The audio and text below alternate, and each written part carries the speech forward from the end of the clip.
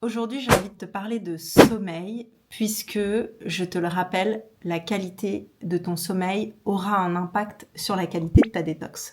J'en parle d'ailleurs dans un de mes podcasts de manière détaillée, mais ce que je veux aujourd'hui te partager, c'est un vrai tips, puisque je le sais à quel point la qualité de sommeil est un vrai sujet. La majorité des gens ont des vraies difficultés à bien dormir, et pourtant, c'est un super pouvoir qu'on a tous en nous, mais qu'on n'exploite pas à 100%. Vous le savez, le sommeil profond, qui est très important, et d'ailleurs, dans l'idéal, on parle d'à peu près 2 heures de sommeil profond pour vraiment aider le corps à récupérer et surtout à détoxifier, notamment les cellules mortes. Du coup, j'ai essayé pas mal de suppléments pour m'aider dans ce sens-là, notamment le magnésium, qui est un basique, j'ai envie de dire, et puis j'ai également essayé l'inositol, qui du coup est un supplément qu'on recommande pour pouvoir améliorer la qualité du sommeil profond. J'ai amélioré la qualité de mon sommeil profond, mais en fait, j'ai pas réussi à améliorer ma récupération au niveau global. Et donc du coup, je te le partage là, mais ces derniers mois, j'étais plutôt sur une récupération où j'étais 20% dans le vert et 80% dans le rouge et le orange. Donc j'avais une batterie corporelle de démarrage le matin qui était absolument mauvaise.